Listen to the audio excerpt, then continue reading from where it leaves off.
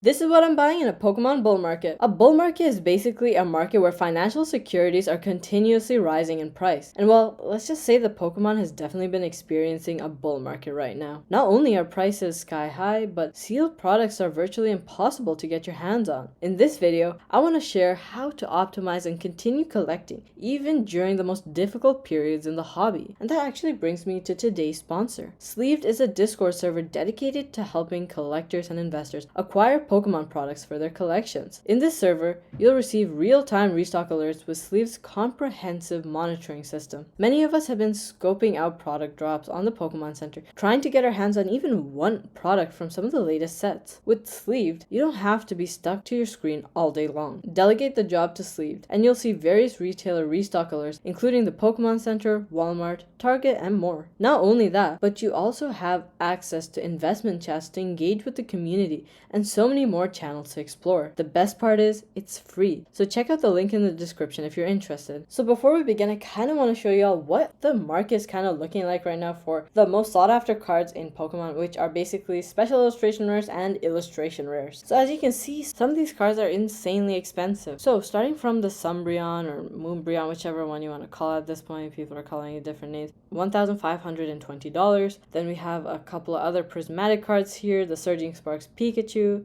the Twilight Masquerade Greninja, Paldean Fates Mew, a lot more prismatic cards here. You can see that most of the first page is going to be dominated by these cards. Then we have an art rare or illustration rare, as it is called in English, and Paldea Evolved, the Magikarp. Naturally, it is the most expensive because it is perhaps the most beautiful and unique artwork, but it's also one of the oldest ones out there from the second set of Scarlet and Violet. We have a bunch more here, Charizard from 151, some more Surging Sparks.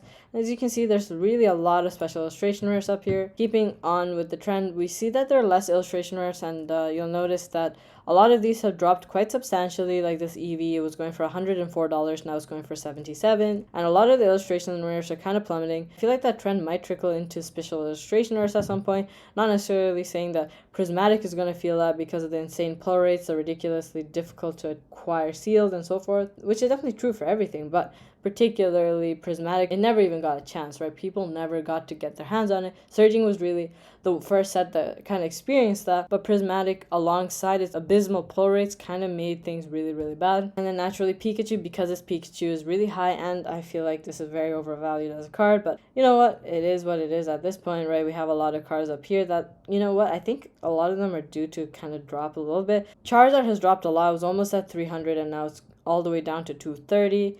These cards that are just not really as big hitters in my opinion, Palafin, Blood Moon, Ursaluna, Dragapult, the Raging Bolt, even the Ceruledge, these are very, very overvalued in my opinion. I feel like they're only up here because of the Prismatic hype. Doesn't really make sense for them to be so expensive when they're, I mean, I guess you could argue that you might really love one artwork or two, but these are not necessarily loved Pokemon. Dragapult maybe, but the artwork is kind of meh in my opinion. And Ceruledge, sure, it could stay up comparatively, but still 235 is obscene for this card. I mean, there's so many cards and examples I can show from special illustration rares, like this Gardevoir, for instance, or let's go down here and we can find something else like the Venusaur, or even some of the trainers like Iono. These ones are definitely ones that are more popular and more resilient in the long term, in my opinion. So some of these cards are still great pickups, but I want to sort of talk about the cards that I have picked up in this month, and they actually happen to be in the Japanese market. Taking a look at prices over here, we can see a substantially lower ceiling. The Umbreon, which was 1,500, is now 379. That's an incredible ratio that allows you so much more room and also a larger collection for the same value that you would be putting into English. If you take a look here, none of the cards are going for remotely as expensive as the English versions. Pikachu, Umbreon, Charizard, Mew, these are all just few examples. We also have a bit of a precursor to some of the new coming up cards. This Lily, for instance, from Battle Partners, which is basically Journey Together. Cynthia's Garchomp and Ethan's Ho-Oh from Hot Wind Arena or Heatwave Arena. I don't know which one it is at this point. Different names in different places, but those are basically half of Rival Destinies. And we have a lot more here to work with, which I think is really, really fun and gives a really good opportunity to get more cards that are really beautiful. And so I want to sort of walk y'all through some of the cards I picked up this month, starting off with Mirror Foil Terrestrial Festival cards. These are an absolute no-brainer for me, in my opinion. I like the reverses in Japanese more than English. First of all, because of their texture and vibrance. That's something that's true all the time for Japanese. But particularly, I actually like the artworks that we got in the Japanese more than in the English. The reason is Terrestrial Festival had different Jolteons, Flareons, Vaporeons, and so forth, because they were made as promos in English. So the poster collection has the 3 initial evolutions we ever saw as the Japanese versions, but in English we got the reused versions from previous sets, such as 151. So I would definitely like these artworks more. That's why I decided to pick them up. I didn't really want to drop a lot on Master Balls, although I am still looking for certain select ones, but I wanted to have every single mirror foil at the minimum. So I grabbed all these, which are going for like ridiculously low values, 441. If we take a look at the Flareon, and I'll put the comparison between the English version and the Japanese version so y'all can see the difference. If we see this card, it's going for 461, 455 if we take a look at market price. Glaceon, now this one's pretty comparable. I'd say the Japanese and English are both unique and beautiful. I like the Japanese a little bit more, but this one 497. Eevee, this is the exact same in both of the English and Japanese, so 539. Vaporeon, this is one of my favorites of all of them. I definitely love this artwork. This one's going for 556. Sylveon, this one just crushes the English. Flower petals just are so beautiful, and the way the water sort of rippling outward from Sylveon's feet. And it's really nice how we actually see the sort of individualized texture come to life, which kind of complements the artwork at the same time. And we see that this card is going for 645. Next up we have the Espeon, and this is the same as the Umbreon. This one's going for 671. As you see, all of these have dropped substantially. They're absolutely killer deals, and the Umbreon is going for literally less than $15. I don't know what to say, but this is an incredible deal. I'll total all the values up here. You can see the total and notice how much of a deal this is, how fantastic it is. Really beautiful cards and textured, right? Amazing. And they fill up a single page, right? If you have the standard sort of binders or folders, whichever one it is you go for. Most of them are 3x3, so you certain page. And next we're going to move on to some SARs, and again Terrestrial Festival, but I would just want to show you all. The fact is this one has some outrageously beautiful texture. It was so shiny the first time I saw it. I was like, oh my goodness, bright and shimmering and just insane. This card was going for, in the past 6 months, this expanded. The high was $37, came down to $29, and is now going for $34. Picked up this card just because it's so crazy cheap. Shinji Kondo artwork, it adds to my collection as I have most of the Shinji Kondo artwork, and this one I definitely think is better than the Salamence, which is basically in Battle Partners. Roaring Moon is just the ancient version of Salamence, so I just really like this one a little bit more because of the artwork. Picked this up, $37, ridiculously good deal, especially as the English is going for the price that you see on screen. Next up, we have a bunch of evolutions. So this is Eevee going for $39. I mean, absolutely crazy. And textures out of this world, y'all. I'll just put them up, the ones in my hands, just to show how good they are. Next up we have Jolteon. This one is again really beautiful. One of my least favorite of the collection, but at the same time, you know, I wanted to have all of them, so I picked this one up as well. And when you see it in hand, it honestly gives you a little bit more of a jolt and excitement, right? The only issue with this card is I feel like the hat and the yellows kind of mesh too much with Jolteon. There isn't enough contrast to kind of separate it, so Jolteon almost disappears into the background, I feel like, in this card. But apart from that, really cool texture. Glaceon, this is one of my favorites. This one, Flareon, and Espeon are my absolute favorite artworks. Always were from the beginning when they released the names of the cards. I didn't like Sylveon too much because I kind of had that issue with Jolteon where Sylveon looks a little bit too blended in with the background, and I just don't like that one as much. I love the mirror foil comparatively.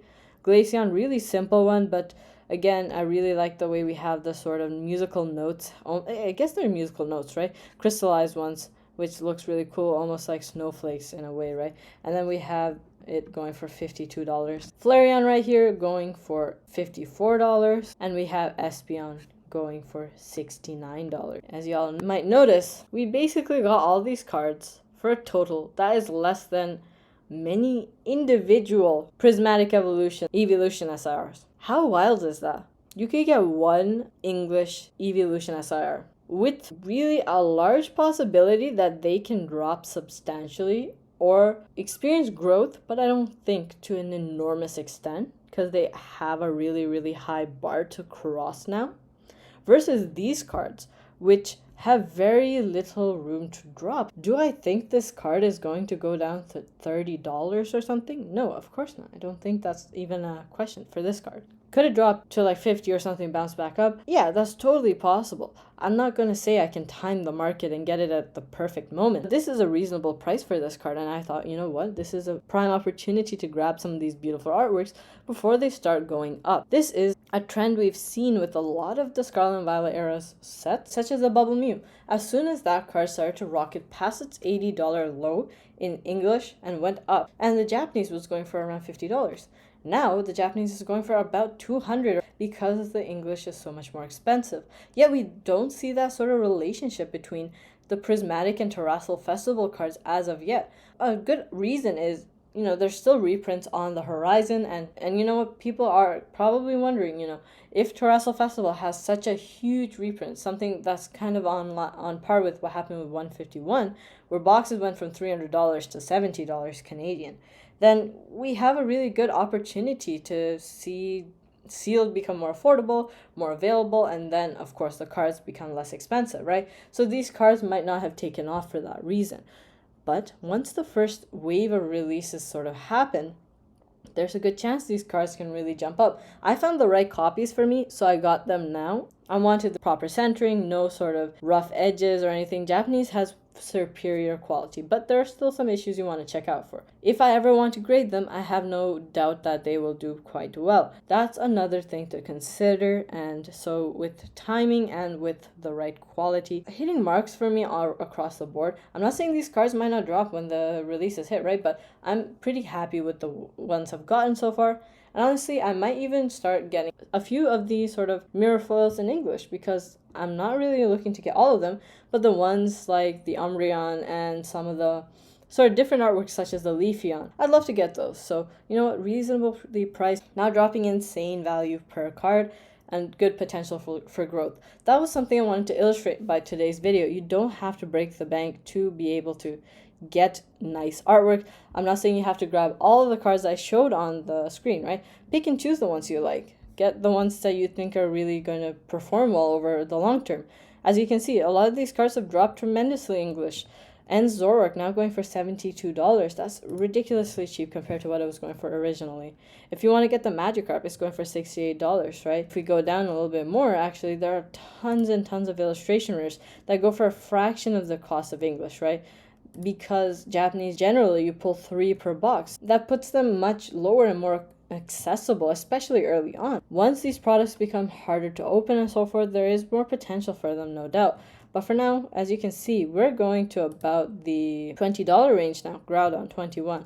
Now we're going to see a bunch of illustration rares hitting. Minus the V-Star, which is just randomly showing up here, so ignore those. But as you can see, Palafin is $16 versus the price is going for an English, right? Penny, we have Drowsy, $15. We have Charmander, all the 151s, Ghastly, lots of beautiful ones. So keep an eye out for Japanese. It's a really good opportunity to grab cards, especially as there is less volatility surrounding them and less of a chance for a recorrect, crash down the value of your portfolio.